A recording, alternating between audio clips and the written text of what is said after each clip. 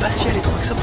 Mais c'est trop petit. 1100 yens, insane. J'en ai marre de l'entendre. En tout cas, c'est pas grave, par contre, grosse arnaque. Bonjour et bienvenue sur cette vidéo. La vie est chère au Japon, j'en ai fait 1, 2, 3, 4, 12 vidéos, je sais même plus.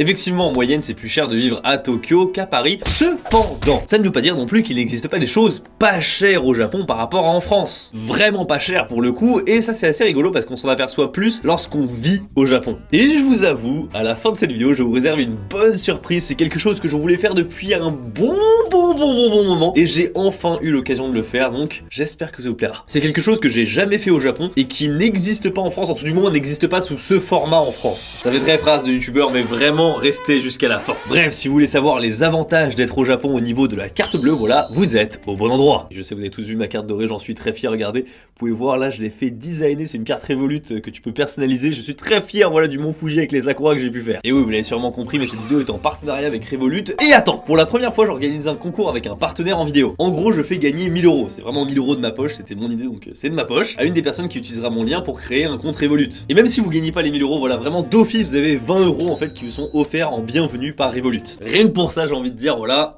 ça vaut le coup. Revolut, si vous connaissez pas, c'est une banque en ligne qui vous permet d'avoir un compte gratuitement et il y a déjà 25 millions d'utilisateurs. Et si je vous en parle, en fait, c'est pas pour rien, c'est parce que c'est super pratique au Japon. Ce qui est trop bien, c'est que ça fonctionne partout. Et lorsque tu payes en yens, eh bien il n'y a aucune commission, même dans mon petit supermarché de quartier. Et même si tu veux te balader avec du cash, eh bien tu peux faire des retraits au distributeur de manière totalement gratuite. Comment ça marche? Bah écoutez, j'ai déjà ajouté 300 € sur mon compte, donc là je peux prendre n'importe quelle borne ATM et je vais pouvoir retirer. Ok, retrait.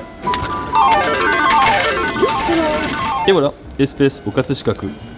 J'ai retiré 70 €. Et c'est au taux de change actuel. Vraiment pas cher d'ailleurs. Bien sûr, je peux changer la monnaie directement dans l'application sans frais, ou alors faire comme tout à l'heure, voilà, au supermarché, payer directement avec ma carte Revolut, et ça fait la conversion en yens, et je préfère largement cette solution. Tu peux aussi recevoir directement ton salaire sur Revolut si tu préfères. Et c'est même mieux en fait, parce que tu peux avoir du cashback en fait sur des marques comme par exemple Adidas, même Amazon, d'ailleurs, cashback sur Amazon mon gars, et bien sûr plein d'autres marques tant que tu payes avec ta carte. C'est aussi la fonctionnalité coffre qui est pour le coup une de mes préférées en fait, c'est que ça va arrondir tous tes achats, et ça va récupérer la différence pour la mettre dans un coffre, voilà littéralement, et tu vas économiser sans même t'en rendre compte. Bref, en passant par mon lien dans la description et en créant un compte, voilà, vous avez d'office 20 € offerts de bienvenue. Franchement, ça prend pas plus de 5 minutes à créer en vrai, et une fois que vous viendrez au Japon, vous me remercierez d'avoir cette carte. Et on commence tout de suite avec le premier point.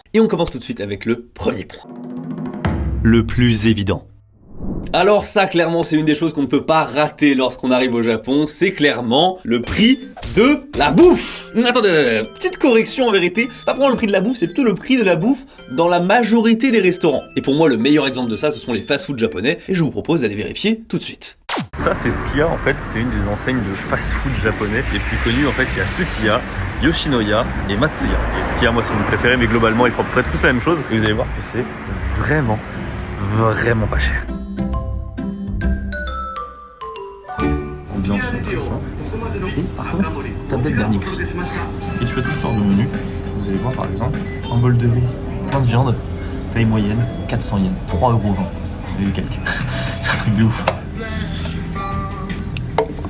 Je prends toujours ça. Là il y a plusieurs tailles. Vous voyez, il y a mini, normal, et ça c'est moyen, mais où il y a juste en fait la garniture où il y a 50% de plus, mais pas forcément du riz. Moi je prends ça justement. Tiens. Voilà. Ah, bien sûr, il y a du curry, hein. Il y a même de l'anguille, enfin bref, ça n'a aucun sens. 700 yens le menu de Jill, et moi c'est 880, ce qui nous fait 1580 yens. Ça fait 11 balles au total.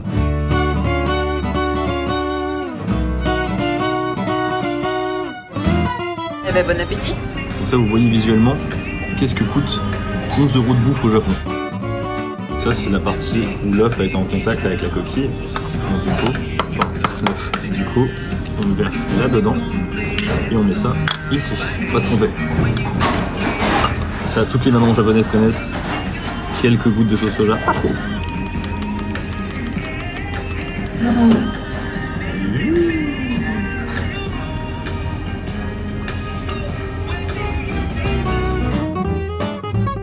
Et on n'oublie pas bien sûr le petit paiement avec la carte Revolut.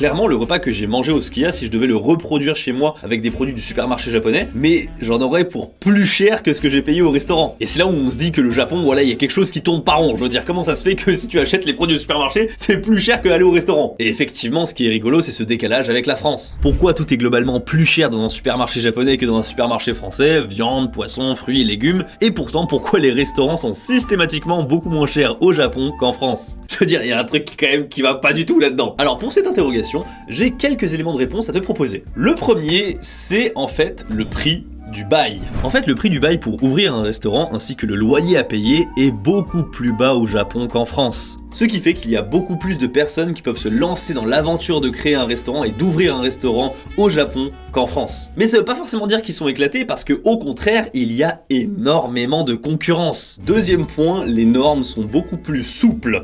Clairement, j'adore le Tsukemen, voilà, qui est au bout de ma rue avec le papy qui prépare des trucs de fou furieux, c'est super bon, vraiment c'est excellent. Mais s'il y a un contrôle d'hygiène qui rentre, mais à peine il a mis le premier pas, c'est fini.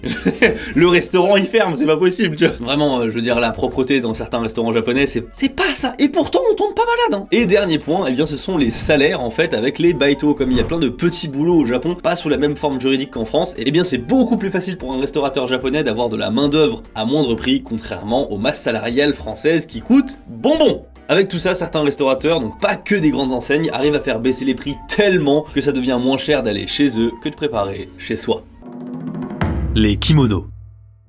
Wow, je sais ce que vous dites. Louis, tu racontes n'importe quoi. Un kimono, ça coûte super cher. D'où c'est dans cette liste? Effectivement, le kimono, c'est tout un art et vous avez bien raison, c'est très très cher. Enfin, c'est très très cher, mais ça dépend surtout de la matière. Si c'est en coton, là on en aura pour quelque chose comme 40 €. Si c'est de la laine, on passe plus autour des 200 €. Et enfin, pour de la soie, là ça part sur du bon 700 €. Mais alors pourquoi je vous parle de ce point-là si c'est aussi onéreux? Eh bien parce qu'il existe un marché parallèle à celui des kimonos. Il s'agit du marché des kimonos d'occasion.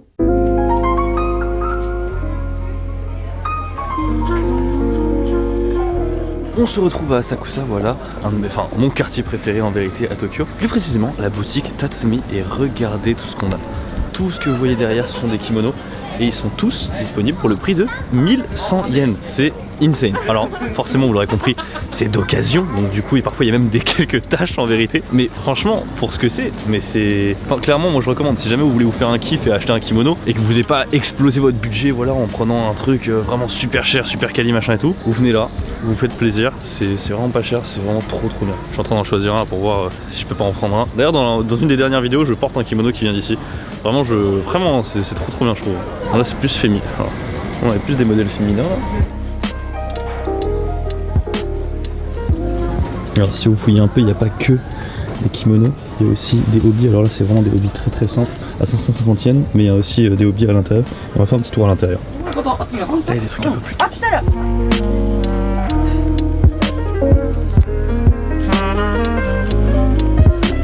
What the fuck? Il n'y a pas de prix. Oh ça c'est trop bien ça. Alors j'ai flashé pas pour un kimono, mais pour un hakama. Voilà, et en fait c'est parce qu'il y a littéralement le blason de ma famille dessus, c'est pour ça. Du coup je suis très tenté. Ok, je suis très content, du coup j'ai trouvé un hakama. C'est quelque chose qui se porte comme une sorte de pantalon. Et là c'est un truc apparemment qui, c'est un pantalon qui se porte aussi à cheval, ça marche aussi à cheval, donc c'est très cool. Alors je l'ai pris complètement parce qu'il y avait le blason de ma famille dessus. Donc vraiment je vous recommande cette adresse, c'est des kimonos vraiment pas chers. Bon, écoutez, maintenant pour le prochain point, j'étais obligé d'en parler si je parle de pas cher au Japon. 100 yen shop. C'est l'équivalent des tout à 1 €, voilà, en France. Et ce qui est fou, c'est de voir vraiment tout ce qu'on peut trouver dedans. Et en fait, c'est pas forcément des objets particuliers de ce magasin. En fait, c'est des objets que tu peux trouver un peu dans la vie quotidienne qui se retrouvent là-dedans. Moi, j'adore personnellement. C'est rare d'en trouver un vrai 100 yen shop parce que parfois, c'est souvent des Daiso où t'as aussi des produits un peu plus chers, des trucs comme ça, 200, 300, 400. Ils se limitent pas à 100 yens. Mais là, je crois que ça, c'est vraiment que 100 yens. Là, en l'occurrence, actuellement, on est à Kyoto, donc du coup, j'ai pas trop envie de prendre des choses encombrantes. T'as de tout, tu vois. T'as même des lunettes et tout. Enfin, c'est trop bien. Moi, j'aime trop.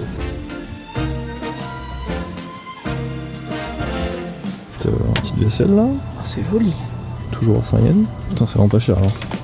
C'est un concept assez récent en fait, les 100 yen shop. Le premier a ouvert en 1985 et aujourd'hui il y en a 5000 à travers tout le Japon. Un des articles les plus populaires en fait dans ces Daiso, donc les 100 yen shop, eh bien c'est le vin. Oui, du vin à 100 yens. Alors oui, en tant que Français, je sais. Là, les gens sont piqués au plus haut point. Je veux dire, du vin à 80 centimes, mesdames et messieurs. Là, tu peux pas te plaindre s'il est pas bon. Et en fait, c'est là où ça marche bien, parce que comme tu l'achètes à 100 yens, les gens ils se disent, même si c'est dégueu, oh, c'est pas bien grave, j'aurais perdu quoi 100 yens. En fait, c'est comme ça qu'un 100 yens shop, finalement, ça marche bien. Alors que pourtant, à la fin, à la caisse, tu finis par casquer pas mal. Hein. Et d'ailleurs, ça me surprend même que certains produits soient au prix de 100 yens. Je veux dire, est-ce que ça vaut vraiment 100 yens le truc? Eh bien, en fait, j'ai appris récemment qu'ils ne sont pas du tout rentables sur tous les produits. En fait, il y a des produits sur lesquels ils perdent clairement de l'argent. C'est fou, en fait, ils comptent juste sur le fait que les clients achètent un peu de tout, et du coup, ça équilibre entre les produits où il y a beaucoup de marge et ceux où ils sont carrément déficitaires. Un des patrons de 100 yens shop assure qu'ils sont bien assez rentables dans l'ensemble, donc il n'y a pas d'inquiétude. Mais je trouve ça excitant de me dire qu'il y a caché au milieu de toutes ces babioles quelques produits qui sont bien moins chers que ce qu'ils valent réellement. Et d'ailleurs on touche quelque chose du doigt, parce que c'est peut-être ça la raison pour laquelle les magasins tout à 1 euro ne fonctionnent pas trop en France, ou même il y en a pas trop en fait. C'est parce qu'avec la législation française, tu n'as pas le droit de vendre à perte, c'est interdit. Ce qui fait que fatalement, t'es obligé de faire de la marge sur tous les produits, et donc faire de la marge avec 1 euro, c'est pas évident. Allez, assez parlé de ça, voilà les petits points à droite à gauche. Maintenant, on va rentrer vraiment dans le vif du sujet, et c'est quelque chose, j'en ai marre de l'entendre à chaque fois qu'on parle de choses pas chères au Japon. Maison gratuite. Vous avez tous déjà vu ces articles passer, des maisons gratuites au Japon pour quelques dizaines d'euros tout au plus, 100 mètres carrés habitables, bien ensoleillés. Mais Louis, tu es stupide d'avoir acheté ta maison si chère. Au Japon, ils les donnent les maisons. Je l'ai lu dans les articles. C'est pas une blague, on m'a vraiment sorti ça lorsque j'ai acheté ma maison au Japon. On m'a dit ouais, t'es un pigeon d'avoir acheté vraiment, alors que là-bas ils les donnent apparemment. Alors, avant de briser violemment vos rêves, je vous propose de lire quelques articles en français. Un rapport gouvernemental de 2013 a révélé qu'il y a plus de 8 millions d'habitations abandonnées au Japon. Un nombre qui devrait atteindre plus de 20 millions d'ici 2033. Jusque-là, tout est correct, effectivement, il y a beaucoup de maisons abandonnées au Japon. Je reprends l'article. La cause ? La superstition. Tout simplement. Les biens associés à des tragédies comme des suicides, des meurtres ou des morts solitaires sont très mal vus dans la culture japonaise et sont censés porter malheur, ce qui rend plus difficile leur cession à un nouveau propriétaire. Quoi ? Ouah, j'avais pas vu un tel raccourci depuis Mario Kart sur DS. Alors oui, effectivement, lorsqu'il y a des morts, le prix de l'immobilier peut baisser. Parce que les Japonais n'aiment pas particulièrement y vivre et c'est aussi un peu de la superstition. Il y a même d'ailleurs le niveau au-dessus. Ça s'appelle les jikobuken et là c'est quand le précédent propriétaire n'est pas mort de cause naturelle. Donc ça veut dire qu'il y a eu un meurtre, un suicide ou un accident. Et là, le prix, il peut s'effondrer jusqu'à un quart du prix du marché de l'immobilier. Et d'ailleurs, les agences sont obligées de le mentionner par la loi si on est en face d'un jikobuken ou non. Par exemple, pour ma maison, même si elle est neuve, on m'a prévenu que sur le terrain, effectivement, il y a déjà eu des morts, des décès, voilà, mais c'était de cause naturelle, donc ce n'est pas un jikobuken. Cependant, ce n'est pas du tout à cause de ça qu'il y a plein de maisons abandonnées au Japon. Vous imaginez, sérieux, si on devait condamner chaque maison où il y a eu un décès à l'intérieur, enfin, on s'en sort pas. La raison principale, bien entendu, c'est la baisse du nombre d'habitants au Japon, et ça particulièrement dans les zones rurales. Le Japon, en ce moment, vit un nouvel exode rural. Les habitants fuient les campagnes japonaises pour s'agglutiner dans les grandes villes comme Tokyo, Osaka ou Fukuoka. Et en fait, ça aussi, c'est un effet pervers de la baisse de population. Comme il y a moins de monde, les premières villes touchées, ce sont les villages avec peu d'habitants, où la population ne se renouvelle pas, et où les jeunes partent en ville pour travailler. Du coup, les personnes qui subsistaient, eh bien, elles aussi, elles vont pas rester toutes seules, elles vont venir dans les grandes villes. Pour pallier à ça, le Japon propose actuellement 1 million de yens par enfant pour les familles qui veulent quitter Tokyo. Ça fait 7200 €, mais je suis pas sûr que ça soit un argument assez fort pour donner envie aux familles de quitter la capitale. Bon, vous avez compris, dans l'article, il donne une raison complètement pétée, mais c'est pas fini. Une bonne nouvelle pour vous, si vous n'avez pas peur des fantômes et des esprits, puisque le gouvernement japonais souhaite remédier à cette crise du logement en incitant des jeunes à acheter des habitations pour la modique somme de 0 €. Oui monsieur. Ah, on souffle fort. Ah, très très fort. Même dans un article un peu plus modéré, on peut lire ceci. C'est peut-être également un super bon plan pour celles et ceux qui souhaitent s'expatrier au pays du soleil levant. Pour 500 000 yens, environ 4 000 €, vous pouvez devenir l'heureux propriétaire d'une maison de 270 mètres carrés. Ah, clairement, les articles, ils vendent du rêve, hein. Ils te font croire que tu peux devenir propriétaire au Japon comme ça, facilement et tout. Vous imaginez bien que c'est pas aussi simple. Je vous l'annonce d'emblée, pour un expatrié devenir propriétaire d'une Akiya, c'est très compliqué. Oui, Akiya, c'est le nom qu'on donne à ces maisons abandonnées, et le fait que vous puissiez pas en acquérir, c'est peut-être pas plus mal pour vous. Parce que, première chose, il faut parler de l'état de ces maisons.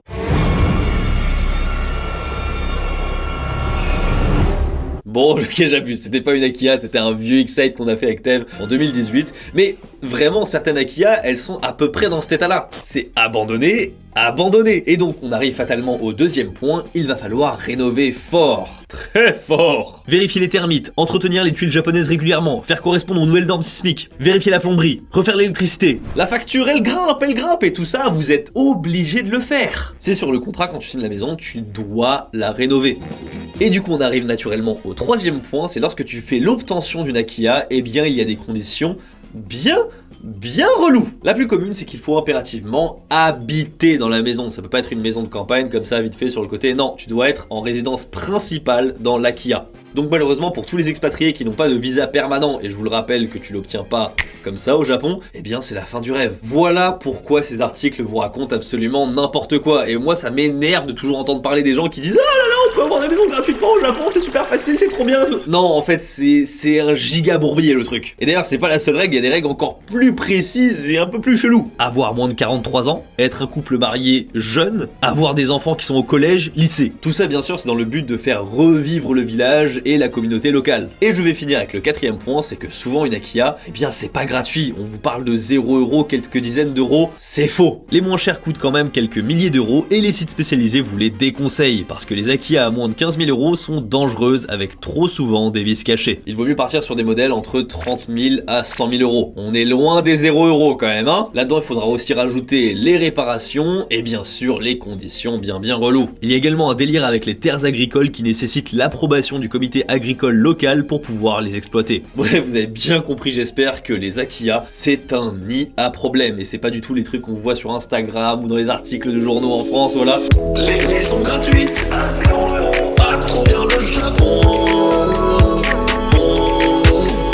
Non! Et j'ai envie de dire, est-ce que vraiment vous pensiez qu'on distribuait des maisons comme ça au Japon? Enfin, je veux dire, dans quel monde vous vivez franchement? Donc voilà, la prochaine fois que vous verrez un ami vous dire « Ah, t'as vu, au Japon on peut avoir des maisons gratuitement et tout, ça te dit d'y aller ?» Vous lui montrerez cette vidéo. Et nous, pour le prochain point, je vous propose de bouger un petit peu.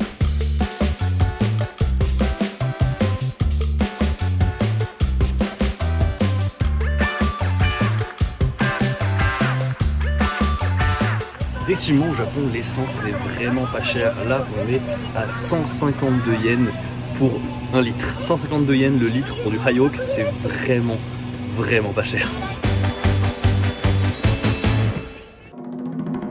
L'essence. Et oui, l'essence ne coûte pas cher au Japon. Ah mais clairement par rapport à la France, je veux dire, tout va bien. 163 yens, soit 1,17 € le litre en moyenne. En France, on n'a pas vu ce genre de taux depuis le confinement en 2020. D'ailleurs, petite information que je vous donne, au Japon, il y a encore des endroits où il y a des pompistes, voilà, qui vous font le plein et t'as même pas besoin de sortir de ta voiture et tout est fait comme ça et forcément le tarif là-bas est un peu plus cher. Alors maintenant, pourquoi le prix de l'essence est moins cher au Japon qu'en France? Surtout qu'on pourrait un peu s'attendre à l'inverse vu que le Japon est une île et il ne produit pas ou peu de pétrole, ce qui fait qu'il doit tout importer. Et bien écoutez, la réponse tient en un seul mot, les taxes. Ça, c'est la répartition du prix de l'essence en France. On voit qu'environ 60%, c'est juste des taxes. Sur 1,50 € le litre, et bien ça fait 90 centimes de taxes. Alors qu'au Japon, pour le même prix, on a environ 55 centimes de taxes, et du coup, automatiquement, la différence, elle se fait là. Bah parfois, faut pas aller chercher bien loin, c'est juste une histoire de taxes. Après voilà, vraiment, ça c'est pour moi ce que j'ai compris, la raison principale. Il y a plein de petites raisons aussi qui font que le prix fluctue en France et au Japon, enfin je veux dire, des raisons géographiques, des raisons politiques, il y en a plein. Et surtout d'ailleurs, il y a une mesure en ce moment qui est faite au Japon qui vise à limiter le prix de l'essence. C'est un plan d'action où le gouvernement japonais donne des subventions pour répondre à la hausse des prix par rapport au conflit ukrainien. De ce que j'ai compris, c'est quelque chose qui se déclenche lorsque le prix du carburant dépasse les 160 yens au Japon, et quand c'est pendant plus de 3 mois consécutifs, et bien là on essaye de geler les prix. Alors ça n'a pas été fait depuis en fait 2010 parce qu'il y a eu voilà le tremblement de terre de 2011 et donc du coup on se disait le Japon avait besoin de trop d'argent, du coup il refusait de faire ça, sauf qu'avec le conflit ukrainien ils ont quand même mis en place quelque chose. Après je préviens tout de suite, même si on a un prix de l'essence moins élevé au Japon, clairement avoir une voiture au Japon, tu fais que payer. Pourquoi? 3 choses, le parking, les péages et le contrôle technique. Ça s'appelle le shaken et en gros dès que tu as une voiture un peu vieille, eh bien tu vas payer bonbon ton contrôle technique. Et pourquoi? On sait pas trop, mais c'est comme ça. Et en fait, ça incite justement à avoir que des voitures neuves. Oui, j'en ai déjà parlé, je le rabâche, mais c'est pour que vous compreniez bien que lorsqu'il y a quelque chose d'attractif au Japon, généralement, je dis bien généralement, il y a un contre-coup quelque part. Écoutez, on va passer au point suivant et pour le coup, lui aussi, il est moins cher à cause des taxes, ou devrais-je dire, eux aussi. Alcool et cigarettes. Alors c'est pas vraiment une fierté, mais pour les mêmes raisons voilà que l'essence avec les taxes, eh bien l'alcool et la cigarette ne sont vraiment pas chers au Japon par rapport à en France. On est à 580 yens le paquet, soit 4,16€ contre 10,65€ en France. Largement plus du double, et pourtant il y a beaucoup plus proportionnellement de fumeurs en France qu'au Japon. 19,7% pour le Japon contre 25,5% en France. Après, pour ce qui est de l'alcool, j'ai même pas besoin de rappeler à quel point le Japon et l'alcool ce sont des meilleurs amis pour la vie. Que ça soit au travail, pour sociabiliser, avec des amis, pour draguer ou même dans la religion, l'alcool est vraiment partout au Japon. Et c'est donc tout naturellement qu'il n'est pas cher dans ce pays. Et d'ailleurs, je me suis rendu compte d'un truc assez récemment, alors que c'était sous mon nez depuis le début, c'est que, eh bien, dans les combini, la canette d'alcool, enfin on va dire de Strong ou n'importe quel alcool en fait, elle coûte le même prix qu'une petite bouteille d'eau. Je sais pas si c'est que moi que ça choque, mais vraiment, je sais pas, ça m'a fait un choc de me dire, la vache, alcool et eau quasiment au même prix quoi. C'est quoi ce bordel? En fait ça fait même pas 1€ la canette avec le taux de change actuel, alors qu'en France, de ce que j'ai vu, à moins de 2€, c'est impossible d'avoir une canette de bière. Et là je parle au supermarché ou dans les combini, mais dans les restaurants c'est encore pire. Parce que le Japon a popularisé avec les izakaya le nomihodai, l'alcool à volonté pendant 2 heures. Et le prix du nomihodai ça peut descendre jusqu'à 8€. 8€ l'alcool à volonté pendant 2 heures. Alors certes il est dilué quand tu prends un peu du whisky ou des choses comme ça,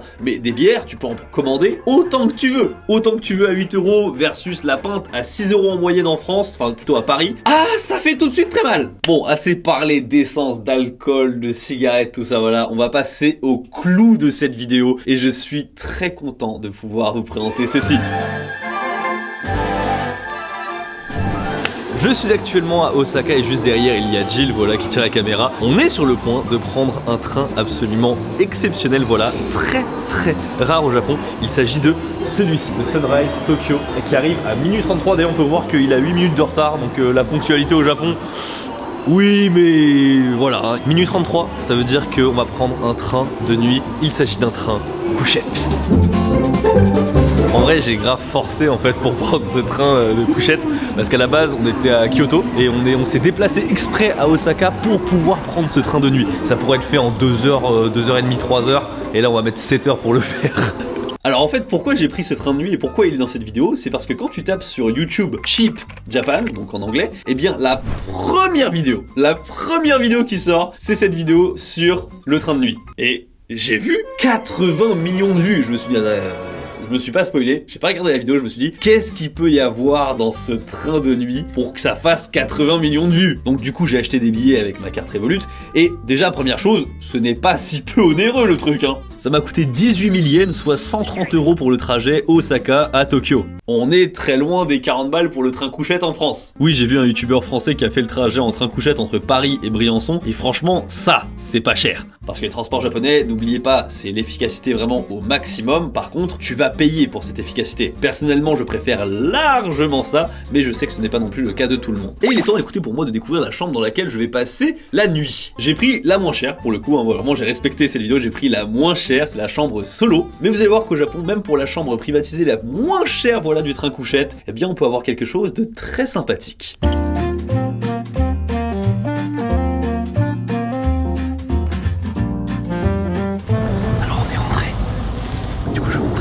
Le confort qu'on a dans la chambre solo, chambre à couchette. On enlève ses chaussures ici.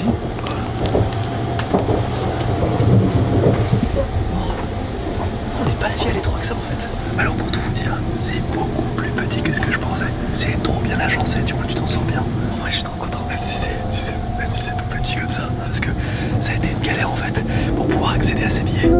Ok, je me suis un petit peu installé voilà, dans la cabine et je vais pouvoir montrer un peu toutes les fonctionnalités qu'il y a à l'intérieur et c'est juste trop bien pensé. Genre on va commencer déjà par cette magnifique baie vitrée, vraiment, alors forcément là c'est le soir donc vous voyez pas grand chose, mais c'est trop stylé, tu peux voir la nuit défiler, enfin le paysage de nuit défiler, quand tu vas dans la montagne, avoir des paysages enneigés comme ça et tout sur le côté, c'est très insane. On a une porte et tout, ici il y a un miroir, si tu veux te recoiffer vite fait, très pratique. Ensuite, là, ce qui est cool, c'est qu'il y a la direction qu'on te dit, avant même que tu sois sorti, on te dit dans quelle direction tu vas pour sortir en fait de la rame. On a un plan aussi de la rame qui est juste là. Il y a d'ailleurs à côté une prise électrique, voilà, très important, très sympathique, voilà forcément. Ensuite, il y a tous les trucs pour locker la porte. un petit locker ici, un locker ici, un troisième locker ici. Tout en bas, ce que vous voyez là, du coup, j'ai des petites pantoufles. Donc ça, j'imagine que c'est pour me balader dans le train. Si jamais je veux aller aux toilettes ou encore utiliser d'autres fonctionnalités du train, voilà, je vois juste pas le bateau. Il y a une petite poubelle, donc très sympa, voilà. Ça, je ne sais pas ce que c'est. Ah, en fait, ça réduit juste l'intensité de la lumière. Ok, forcément, ceci est une cabine non fumeur. Et j'imagine que s'il y a ce logo là, peut-être qu'il y en a qui sont fumeurs, hein, parce qu'au Japon, comme je vous l'ai dit, il y a beaucoup encore de zones fumeurs, donc ça m'étonnerait pas. Ensuite, là on a tout le panel de contrôle, et ça ressemble beaucoup aux vieux hôtels japonais. T'as tous les trucs donc pour activer la lumière et tout, donc ça, tu vas tout éteindre, voilà, vous voyez plus. Là on a une petite radio, tranquille, ça c'est un réveil. Alors j'ai appuyé tout à l'heure, ça a fait un boucan de ouf, du coup je vais éviter de retoucher. Et ça, c'est le chauffage que tu peux monter ou descendre. Et c'est pas fini, alors on nous a fourni un petit pyjama, voilà. J'imagine qu'il y a des vols quand même au Japon. Mais voilà, il y a un pyjama qui est offert. On a ici aussi un petit oreiller. Ah, les fameux oreillers du Japon, les oreillers en bille. Une petite couette, voilà, donc on est bien. Au fond, j'ai pu accrocher mon manteau juste ici. Et ce qui est trop bien, c'est qu'en fait, pour ton sac, en fait, t'as un petit compartiment, enfin même un bon compartiment en fait, juste là, voilà, qui te permet de caler tes affaires. Et c'est vraiment plutôt bien pensé, hein, du coup, vous voyez là. Et franchement ça tue, D'ailleurs, petit tips pour ceux qui voudraient le prendre, eh bien il y a quand même parfois jusqu'à 1 mois d'attendre pour prendre certains billets. Ça on peut remercier les fans otaku des trains, donc faut s'y prendre bien à l'avance ou avoir de la chance comme moi et se pointer au guichet le jour même et avoir des billets. J'ai demandé à une personne qui m'a guidé à un autre guichet, qui m'a ensuite donné l'accès à une autre personne qui m'a permis de me dire que c'était à cet endroit là, et donc du coup j'ai pu traverser la gare pour aller à cet endroit là. Là j'ai pu réserver mes billets, mais bon elle a fait une erreur parce que c'était pas le bon jour, qui fait qu'on a dû changer les billets, et une fois que c'était bon j'ai pu revenir et avoir tout ce qu'il fallait. Et j'apprends aussi par la suite qu'il y a besoin de 2 billets. Voilà, j'ai failli faire l'erreur. Alors oui, effectivement les tickets, faites attention si vous faites la même chose que moi, eh bien il y a 2 tickets. Voilà, pour être dans la cabine couchette, il y a le ticket juste pour prendre le train et le ticket spécial pour la cabine couchette. Il y a beaucoup de fonctionnalités comme vous le voyez, mais il y en a une qui m'intrigue beaucoup plus que toutes les autres. Elle n'est pas dans la chambre, et c'est le fait qu'on puisse se doucher dans le train. Vous pouvez fermer comme ceci, et une fois que c'est fermé, vous pouvez mettre un code pour que ça soit sécurisé, tu vois. Et voilà, et là c'est lock, c'est écrit. Donc du coup comme ça, Jill ne peut plus aller dans sa chambre, elle est obligée de dormir avec moi. Mais c'est trop petit. Nous sommes arrivés dans le compartiment de douche, donc du coup il y a 2 compartiments. Il y a le premier compartiment ici, j'imagine que tu te changes et tu peux te sécher, voilà. Alors ce que je me suis dit, mais c'est qu'il n'y a pas de serviette. Donc je vais me doucher, mais je pense qu'il faut prévoir en avance une serviette, tu vois. Let's go. Start et stop, les minutes. Oh putain. Ouais. T'as le. C'est chronométré.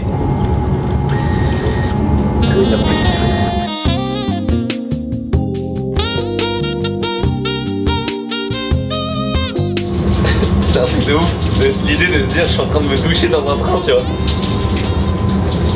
Comment je vais me sécher? C'est une autre question, mais en tout cas c'est toi, regarde. Par contre, grosse arnaque, hein. Heureusement que je suis habitué à prendre des douches froides, parce que le chaud là, il n'y a pas de chaud, rien du tout.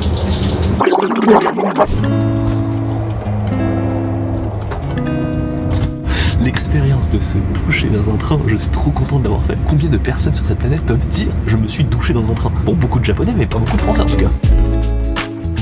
Donc, d'ici 20 minutes, on va arriver à Tokyo. J'ai dormi 3 heures, quelque chose comme ça. C'était pas fou, mais en vérité, c'est parce que j'ai dû finir d'écrire des trucs. En bref. En vrai, on dort bien. Moi, j'ai bien dormi, tu vois. Toi, je sais que t'as pas bien dormi, moi, j'ai bien dormi.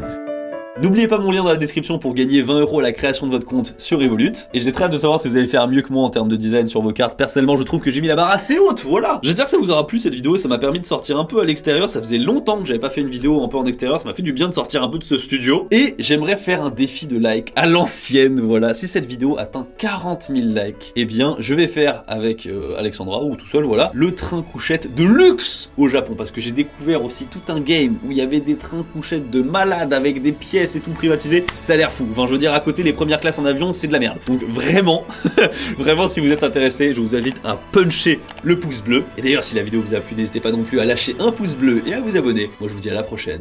Tchuss. Les liaisons gratuites, pas trop bien le Japon. Les liaisons gratuites.